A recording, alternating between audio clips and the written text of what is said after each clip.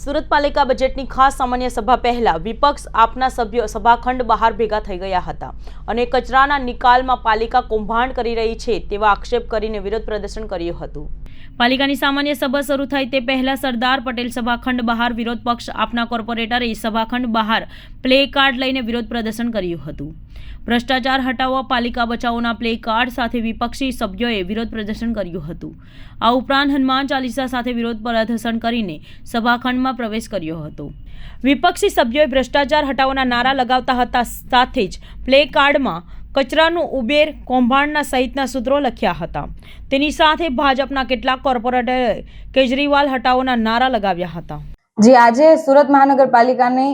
Budget મીટિંગની બહાર આમ આદમી પાર્ટીના તમામ કોર્પોરેટરો અમે લોકો સાથે રહીને વિરોધ પક્ષે વિરોધ નોંધાવ્યો હતો કચરા કાંડનો। આજે આપણને ખબર છે ભારતીય જનતા પાર્ટી દ્વારા અનેકો ભ્રષ્ટાચાર થતા હોય છે, ગટરોના હોય, પાણીના હોય, રોડના હોય, અનેકો ભ્રષ્ટાચાર થતા હોય, ત્યારે વધારે એમાં એક ભ્રષ્ટાચાર કચરા કાંડ કે જેમાં પોતાના વાલા માનીતા કોન્ટ્રાક્ટરોને ડબલ ભાવે કામ આપીને જે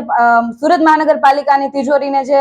નુકસાની પહોંચાડવાનું કામ કર્યું છે, સાથે સાથે સુરત શહેરની જનતાએ જે વિશ્વાસ મૂક્યો છે એમની સાથે વિશ્વાસઘાત કરવાનું જે કામ કર્યું છે, એ બાબતે અમે તમામ કોર્પોરેટરોએ પ્લે કાર્ડ લઈને વિરોધ નોંધાવ્યો હતો અને સાથે સાથે હનુમાન દાદાને યાદ કરતા અમે હનુમાન ચાલીસા ગાઈને અમે દાદાને પ્રાર્થના કરી હતી કે અમને થોડીક સદબુદ્ધિ આપો, કેમ કે અત્યારે હાલની પરિસ્થિતિમાં સુરત મહાનગરપાલિકાનું જે બજેટ છે એમાં ચોખ્ખું દર્શાવે છે કે પાલિકાનું બજેટ ખાડે જઈ રહ્યું છે અને વધારે એમાં કઈ રીતના નુકસાની કરી શકાય એમના યોગ્ય નીતિ નિયમો સાથે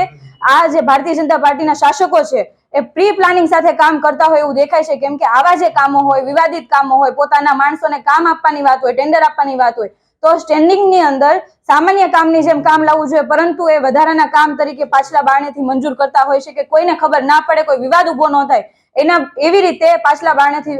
મંજૂર કરતા હોય છે। અમે લોકોને ચેલેન્જ કરીએ છીએ અને ટકોર પણ કરીએ છીએ, તાત્કાલિક ધોરણે આ જે કામ છે એમને રીટેન્ડરિંગમાં લાવવામાં આવે, પાછું આ રદ કરવામાં આવે, જે ઠરાવ કરવામાં આવે છે રદ કરવામાં આવે, અને જો આ નહીં કરવામાં આવે તો શાસકો અને વહીવટી પાંખ એટલે કે કમિશનર વિરુદ્ધમાં અમે કોર્ટમાં જશું।